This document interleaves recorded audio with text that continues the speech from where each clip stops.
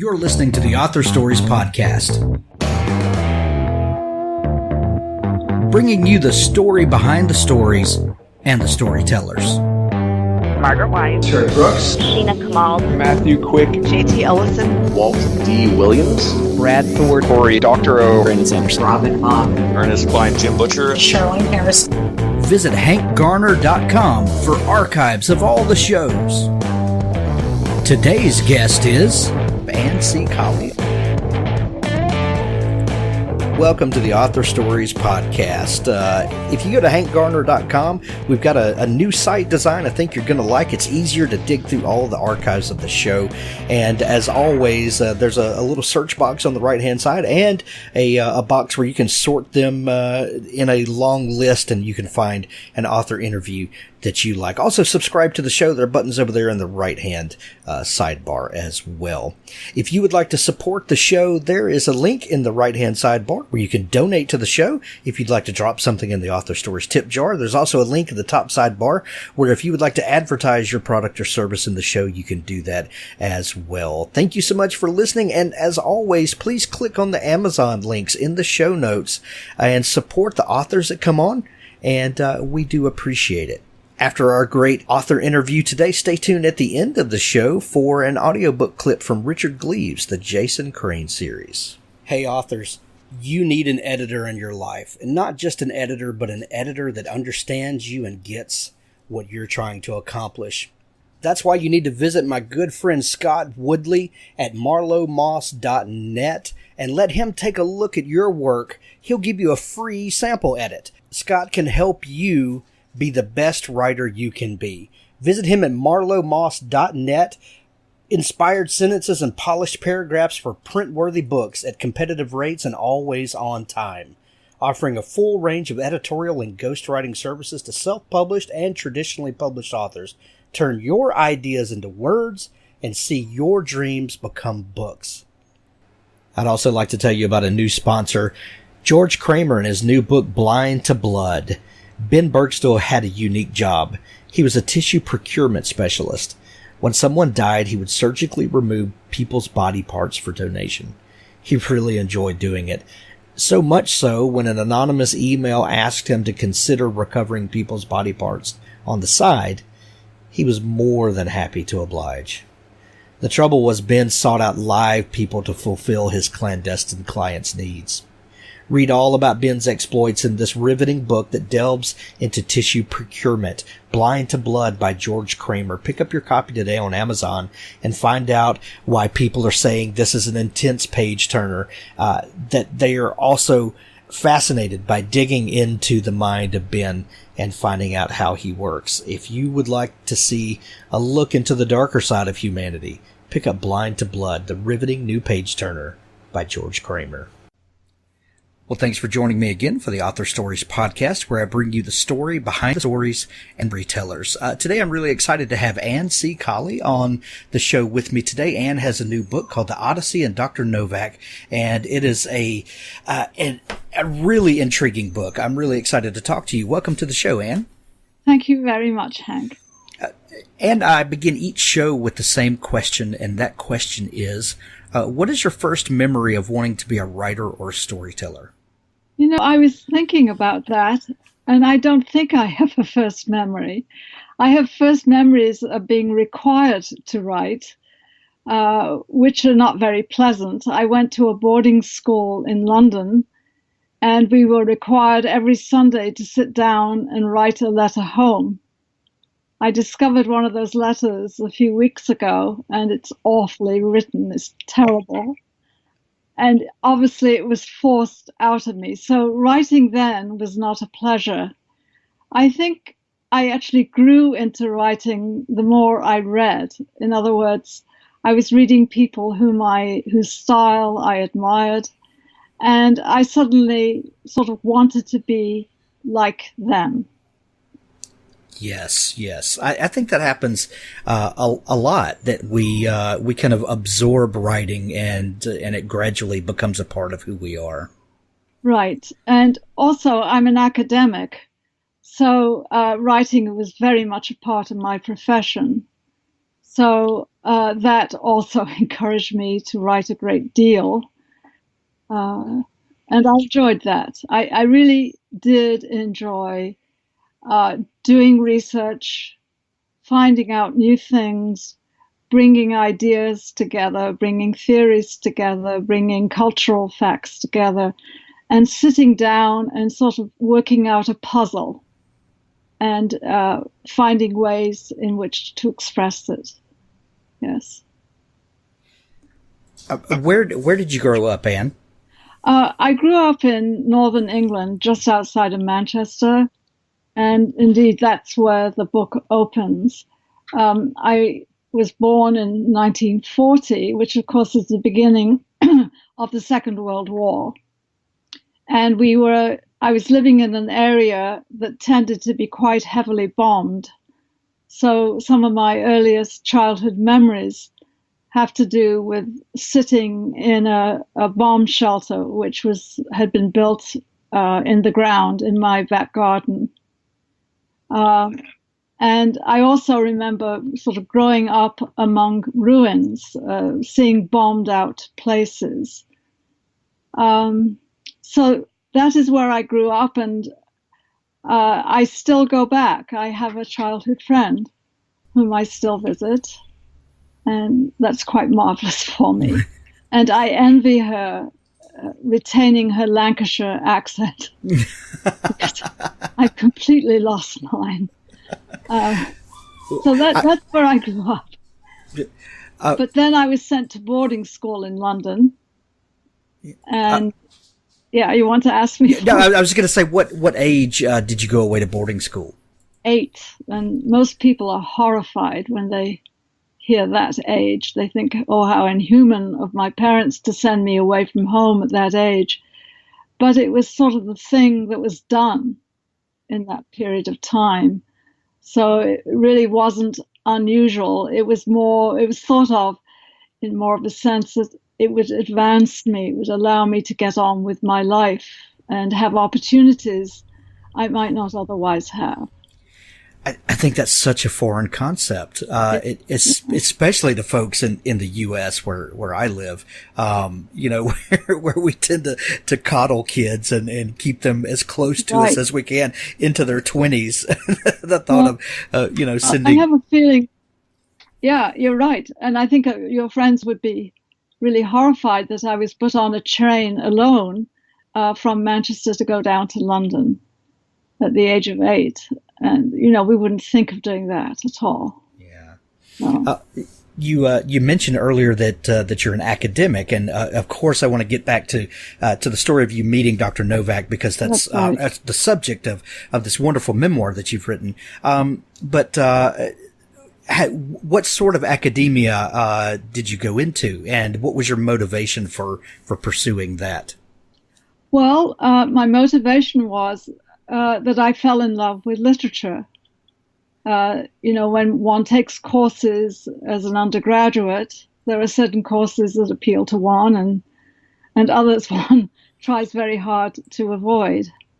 And I found I was most comfortable reading literature and talking about it, as well as writing about it. I even enjoyed writing the exams for it.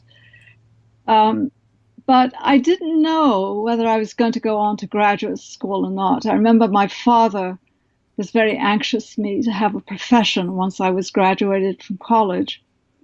So he made me take the civil service exam, and he wanted me to go into Social Security Administration. And I dutifully went down for the interview. Endured the interview and came back and announced to my parents that I was not going to do that. And I quickly, even beyond the deadline, tried to get into graduate school, which I did. And that just propelled me onwards and onwards and onwards. So I was very fortunate eventually to go to the University of Chicago to get my PhD, and it was a very stimulating time. Wow. When you got your PhD, did you start teaching from there? After a few years, because I had a child, And I did start teaching eventually. In fact, I had a very interesting beginning because I was living in Nashville, Tennessee, and one of my friends was teaching at an historically Black university, Fisk University. She was leaving, indeed, to go back to Chicago, so she suggested that I apply for her position. And I was fortunate enough to get it. So that was my first teaching experience, and oh, what an experience it was, because it was I was teaching right at the height of the civil rights movement. There was a lot of action at Fisk University.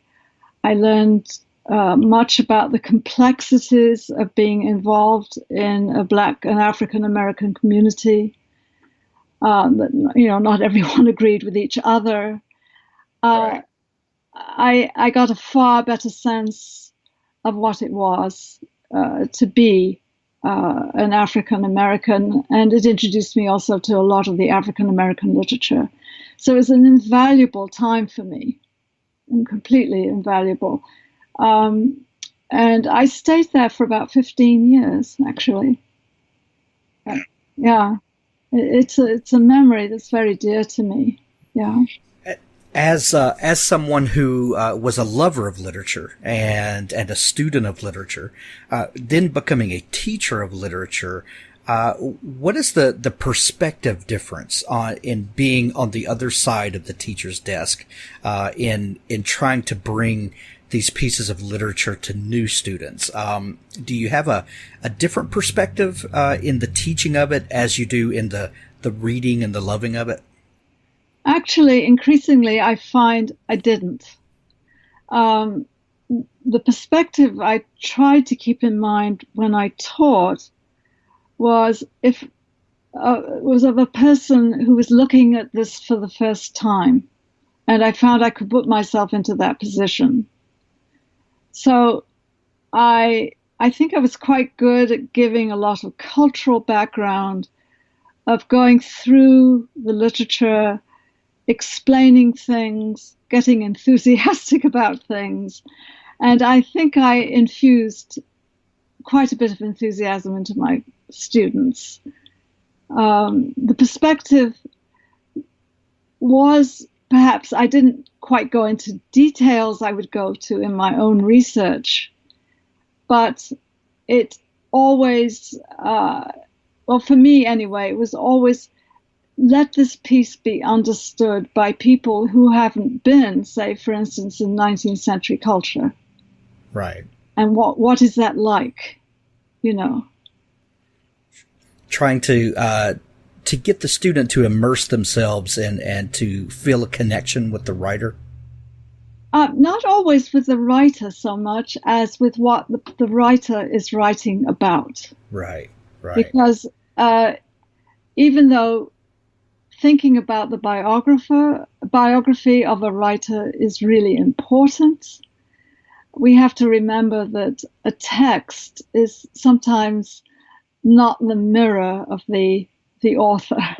So we have to put ourselves in the position of thinking, what is this author writing about?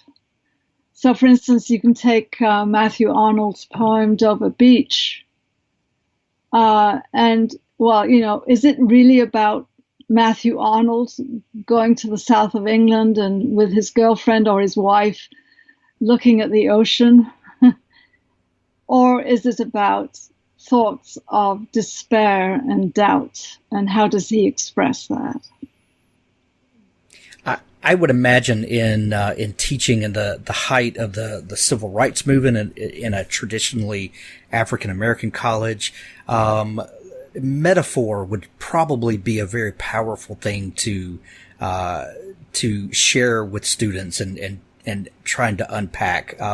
Is that something that has been maybe the students that you've seen over your career don't really get a grasp for?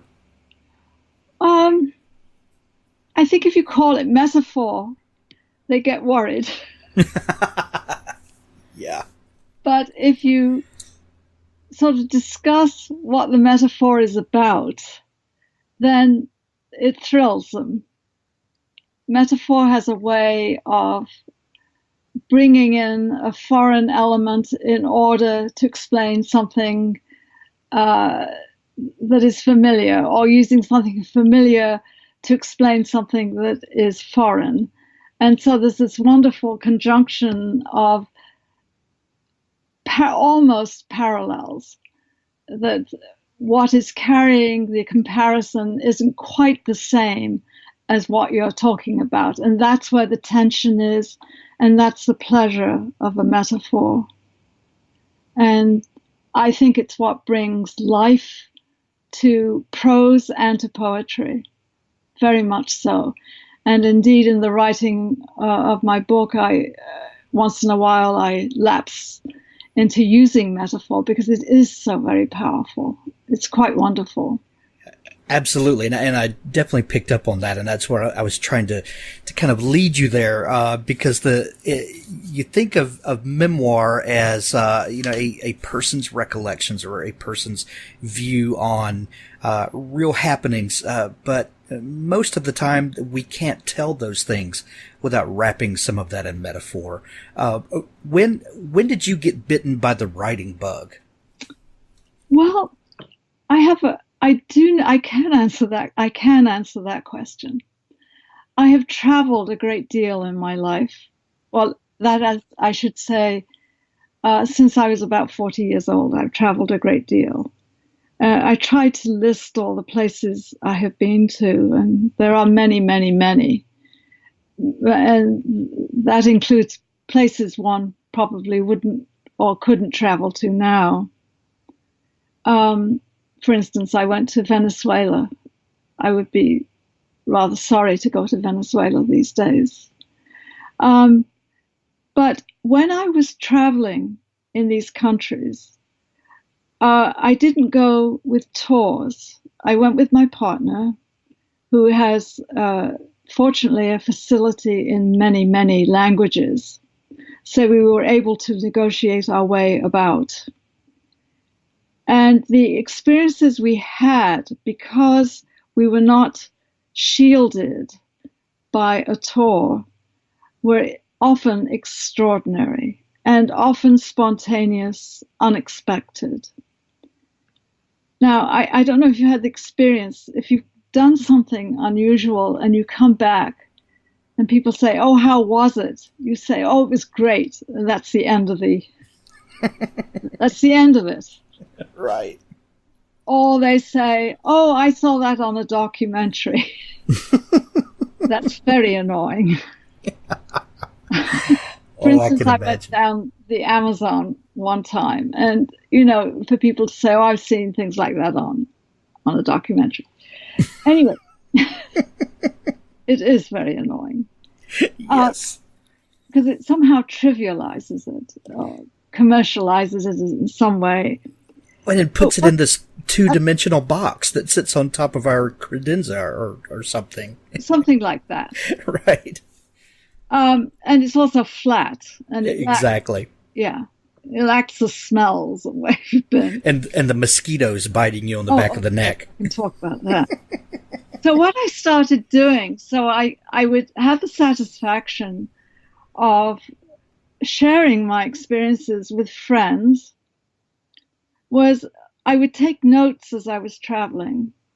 And then when I got home, before I even unpacked, I would come up to my attic, and that's from where I'm talking now.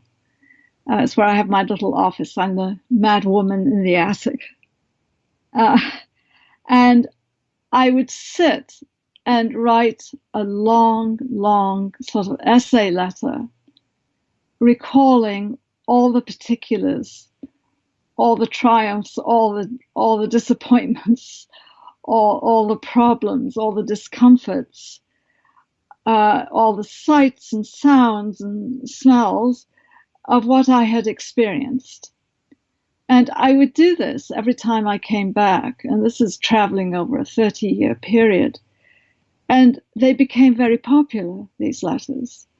My friends would say, "Oh, you should send them to the New Yorker," or, unrealistic things like that. Or you should put them into a book. So I think I mean, I had a love of writing through my academic work, and I did a lot of that. But this is a different kind of writing. And I was very encouraged because my friends would say, we were right there with you. You made us feel as if we were traveling with you. Send more, more, more. And that was what encouraged me to write the memoir I have done. What's wonderful about the telling of that, Anne, is that I completely understand what you mean about someone watching a documentary completely trivializing an experience, yet when you sit down to write your essay letter, I would imagine that comes off the page in 3 full dimensions, because there's something in the storytelling aspect of that makes it more real than a film ever could. And absolutely, and it's hard to really conceptualize that and wrap your brain around it until you have experienced that. And I think that's what the power of story, why it's so powerful, and why even though we live, in a world of immersive 3D games and all of this stuff, the printed page and the human to human storytelling is still the most powerful thing. Yes. And in addition to that, it's stories that are made up of odd little particulars. And it's those particulars that disappear through time. You might have a memory of a trip, but, a memory of a particular sort of passing moment might disappear. In fact, they do disappear. It does disappear. And what writing right after one comes back, those particulars remain. And it's that brings something to life, I think. Is that your experience? Yeah, absolutely. It's the oddity of the little particulars that make them so real. I think. So tell us about Dr. Novak. So the memoir is the Odyssey and Dr. Novak, and you quote from the Odyssey in the very beginning of the book. By the way, I happen to be teaching it in a graduate seminar, so it was very much in my head. I love it. Well, I got a very particular tone when I opened the book, and I said, "Oh, she's taking me somewhere." When she's opening with this. So tell us about Dr. Novak, the real person, and then, if you don't mind, tell us how you came to recollect him and to collect these stories and where the memoir came from. All right. Well, I don't know quite where to begin. Well, and I'm famous at the beginning. Who is Dr. Novak? Shall I? Yes, and I'm famous for asking like 18 questions at once, so I'm sorry. Well, remind me if I skip one of them. No, it's fine. It's please. Fine. Yeah. Dr. Novak, he was head of the Unitarian movement in Czechoslovakia for most of the Second World War. His predecessor had been murdered by the Nazis. So he'd had a very risky job. And during the war, there were many underground movements, and I think he was part of that. Anyway, in 1946, when the war was over, he came over to see my father, who was a Unitarian minister. And I'm not completely sure because I was only 6 years old, but I think he was there to talk about post-war recovery efforts in Czechoslovakia, particularly in Prague. So I later, like just a year or so ago, tried to find out more about him. And I went back into the Unitarian Service Committee archives at Harvard University and tried to see if there were any letters in which his name is mentioned or even letters written by him. I didn't find any, but what I found were letters describing the conditions of Prague in particular in 1946, at the very time that Dr. Novak came to visit us near Manchester. So I did learn more about the kinds of issues and the complexities of the life he was living at that point. But as you know, probably you remember being a child, there are questions you wished you had asked, but didn't. And for me, he was a figure to whom I was somehow attracted. And he embedded in me a sort of a curiosity. It was the seed time of my life in Central and Eastern Europe. So that was the very beginning. In addition to that, there was a woman who was almost my second mother, who took a great interest in helping people from Czechoslovakia, refugees. And she would write a lot of letters, correspond with them, and sponsor them, look after them if they came into the area. So that continued my interest. So would you like me to continue about that interest? Or? Yes, absolutely, absolutely.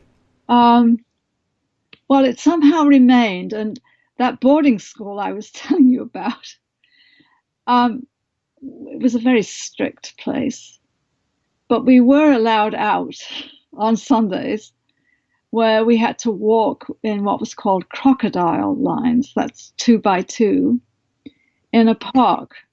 And that park adjoined a very famous cemetery called Highgate Cemetery. Many, many famous people are buried there, including people like George Eliot.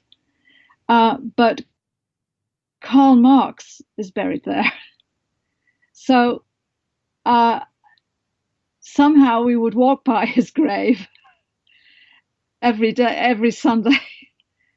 And it sort of kept alive that fascination with Eastern Europe. And also through various friends, I was in touch with refugees, etc., etc. I eventually had a chance to go back to go to Czechoslovakia for the first time when I was a very young woman. And I was excited, but it was a year after the Russians had invaded Prague. And I don't think many people were going there as tourists then. The signs had been taken down from the streets so as to confuse Russians. So it was hard to find one's way around. Prague was in a very, very bad state. And the people I had contact with there, one of them had come over to England and I knew him, they were very scared, and would often tell me to be quiet as we walked down the street in case we were being listened to by secret police. There were some very odd moments, but it quite literally was a year after people had tried to oppose the Russian coming in and taking over Czechoslovakia. So that, how we all like spy novels and that kind of thing, it had that strange kind of horror, yet excitement for me, Then later, with my partner, we went to the USSR, not to Russia, but to USSR. And we went alone without being on any group because my partner speaks Russian. And that was an extraordinary experience to be there during that period. And I write about that in the memoir. So that continued my interest. But finally, I got a chance to go and live in Central and Eastern Europe, and that was through the Fulbright program. Yeah. How does the Odyssey juxtapose with your personal experiences and you gathering these memories and these things that you wanted to chronicle? Well, I felt I identified with Telemachus in the Odyssey, the son of Odysseus, who at the beginning of the Odyssey decides to go out and search for his father. And he's very frightened. And one reason he is frightened is he doesn't know the lands he's going to go to, nor does he know the language. And I identified with him because even though I'd had this fascination with this part of the world, I didn't know the language. I'm terrible at languages. And it just scared me a lot to suddenly go, to have to find a place to live, and to be teaching at the university there and find my way around without having any facility in language. So I identified with him, and I felt I was starting on an odyssey, a journey in which I was. I knew what I was supposed to do when I was there, that is teach undergraduates and graduate students literature. But I was also on an odyssey to learn more about a part of the world that had fascinated me for years. There's a recurring theme in the book of a past that pursues the present. That's right. What do you mean by that exactly? Well, there's quite a bit that I mean by that. On a personal level, my past meeting Dr. Novak has, throughout my life, pursued my present. In other words, it's propelled me forward to do certain things and travel and take an interest. But there's more at work than that. A past pursues the present. When I was in Poland, I was so much aware of its violent and awful past pursuing its present. And, you can see that when you go into an old town and in any of the cities like Gdansk or in Warsaw, where the old town had been completely obliterated. And one is aware of that obliteration because one is aware that the old town has been completely rebuilt. In other words, it's a false front. And that the past beneath it is pursuing the present. Then there's the more obvious idea of the Holocaust. And wherever one went, there were memories of the Holocaust. I mean, in Warsaw, you can walk to where the ghetto had been. And you can go to areas that had been the Jewish section, not the ghetto, but the Jewish section of Warsaw. You can go by places where awful things took place. And you can also go visit concentration camps and that kind of thing. And then that's not the only past for Poland. I mean, there's the past when they too were under the influence of the USSR, and there are people who are damaged by that past and are having difficulties. People whose parents were damaged by that past, and people who were trying to raise children during that time. It was very difficult. So wherever you go, say in Poland, you cannot help but, you can't just engage the present. You're also engaging a past, and it feels as if the past does pursue the present. And right now, unfortunately, in Poland, I'm afraid the past is more visibly or sternly pursuing a present with the new laws. Are you aware of these that have been passed in Poland, that you're not allowed to speak about certain aspects of the Holocaust? And I've heard, yeah, I've heard mention of that, and that's how sad. Yeah, it's awful, and it's making people very uncomfortable. Yeah, I would imagine so, and we are famously, as the human race, we are famously forgetful. We talk about a past that pursues the present, but those of us in the present so easily forget the past, it seems. Are you? Do you see parallels in going back and revisiting these stories in this time? Do you see parallels that would be good for us to think about in our present state? if you know what I mean. The way you put that. Yeah. Well, I think, we the way news breaks these days, it's boom, boom, boom. We don't know what we're going to wake up to in the morning. And so the tendency, I think, is to sort of get wrapped up for a few hours in the latest revelation of this or that. And it's very easy to forget a past. However, there are many people who do not forget a past and despair because they see movements from the past reappearing in the present. So I think I think one should always remember the past. One should very much engage the present and think about the future. But I think to forget history is just an awful thing.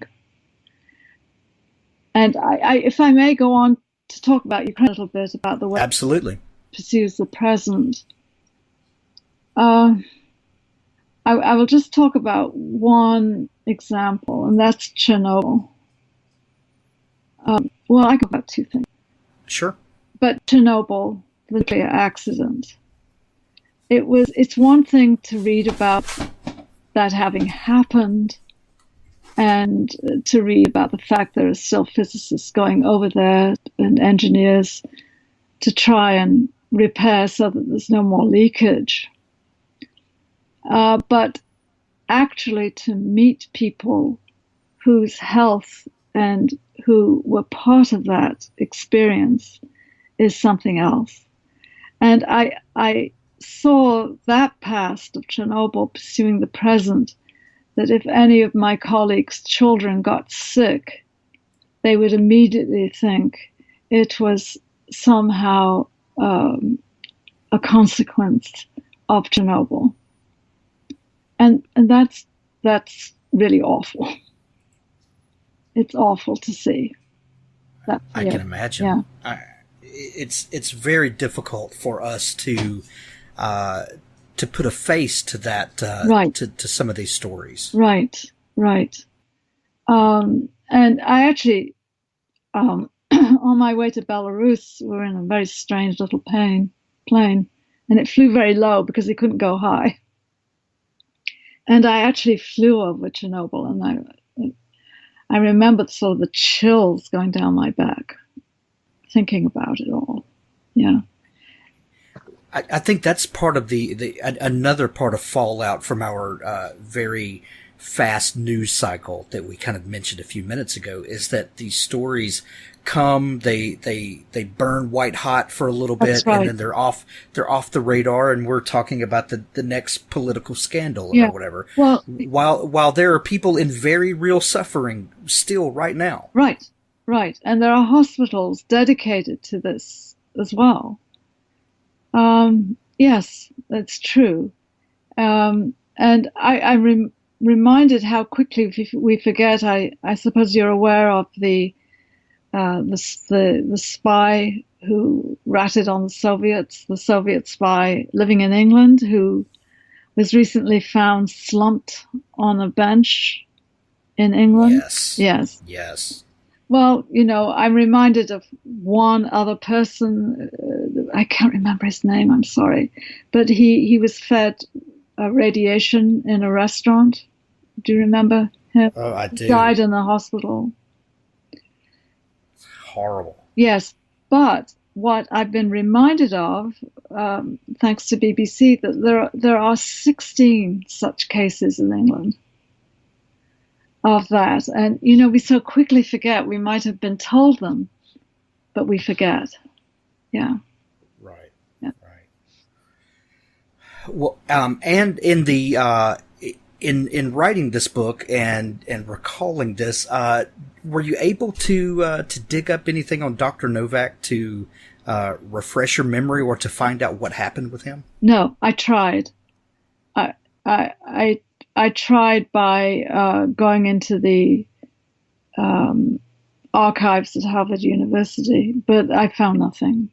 Now, I could have dug and dug, but I think I would have to go back to Prague to do it. And I would also have to be fluent in Czech to be able to read it.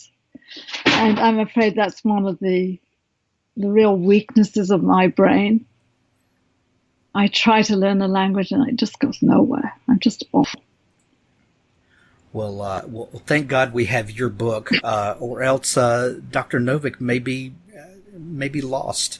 And I think that's the power of memoir is to bring those stories to life again. Yes. Yeah. And what do you hope people take away from this book? Obviously, it's a collection of your stories and your journeys. But what are you hoping that readers take away with them when they finish the Odyssey and Dr. Novak? I think I'm always so eager to do this sort of thing is that, and I do it in my work too, that there is no black and white in the world.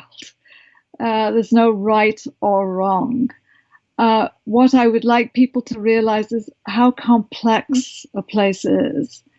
And I really think that's what I was trying to do by relating episodes on many levels, just to show the complexity of a place. We tend to sort of, I get really mad at people who talk about the American South as if it were one entity, for instance. And I would like people to realize how intricate, how interwoven a place is. It's not just one thing. So that's one main thing I wanted people to take away. The other is I wanted to capture a time between what people thought was going to be a release from Soviet pressure in 1991 to a time in 2014 when Russia came back and took back Crimea and infiltrated Ukraine. So I wanted to paint a portrait, a complex portrait of a place just in between those periods when there were hopes for some sort of economic recovery, some sort of advancement. And capture that story you have. And Colley, thank you so much for taking time to come on the show. The new book is The Odyssey and Dr. Novak. We're going to send everybody to pick up a copy of it. And thank you so much for taking time to come on the show today. Thank you, Hank. Thank you very much. Thanks for listening to the Author Stories podcast. For more great author interviews like this one, go to hankgarner.com and dig through the archives. There's something there I know you'll love. Now stay tuned for a special audio clip from Richard Gleaves' The Jason Crane series. Welcome to historic Sleepy Hollow, settled in 1640. Jason had looped around the town and had come up Broadway from the south. Behind the retaining wall next to the sign, a yard worker turned on his leaf blower, sending a tidal wave of yellow and red up and over the stones to splash off the windshield of the RV. They passed antique shops, a Shell station, and a Food King grocery. "This is the same Broadway, you know," said Eliza. "It goes all the way down to Times Square. Used to be an Indian trail, Manhattan to Fort Orange, for the fur trapping business." She kissed the dog. Oh, don't worry, baby. Nobody's gonna skin you. And you know what the town's most famous for? Well, duh, Jason said. Every kid named Crane, especially one as tall and skinny as Jason, had heard a lifetime of Ichabod jokes. He hoped never to hear another. Did you know it was a real place? Of course, he said, though he hadn't. Don't be so smart, said Eliza. Turn here. The streets sloped towards the Hudson, the hillside trying to shake the village off its back. Jason slipped in behind a UPS truck and drove upwards. They turned onto Gory Brook Road. He stuck his head out the window, trying to pass. The UPS truck turned aside to the right. And he saw the house. Here, said Eliza. She pointed at the driveway of 417 Gory Brook. Jason brought the RV to a smoke-belching halt. The house stood on a knoll, above a steep yard that angled downwards toward the Hudson. An ancient sycamore on the front lawn leaned precariously. The roof was an irregular A-frame, with a long slope on the left and a short one on the right, like a rotated checkmark. The upper floors were trimmed with bands of chocolate-brown wood in a rectangular pattern. They made the house look as if it were trapped behind the bars of a jail cell. A tiny triangular portico extended over the front door, which was rough-hewn, rounded on top, held together by two vertical metal bands, and dotted with nail heads. A Gothic novel in Braille. The gray-blue curtains at the ground floor bay window gave the place a veiled-eye aspect, like his grandmother's cataracts. The house seemed to be inspecting Jason with that eye. What are you doing here, boy? I'm watching you. Eliza put a hand on his shoulder. He jumped. This is it, she said. She slapped the dashboard. This is what? Our new home. But Jason turned to her, baffled. Her face sparkled with delight. Surprise!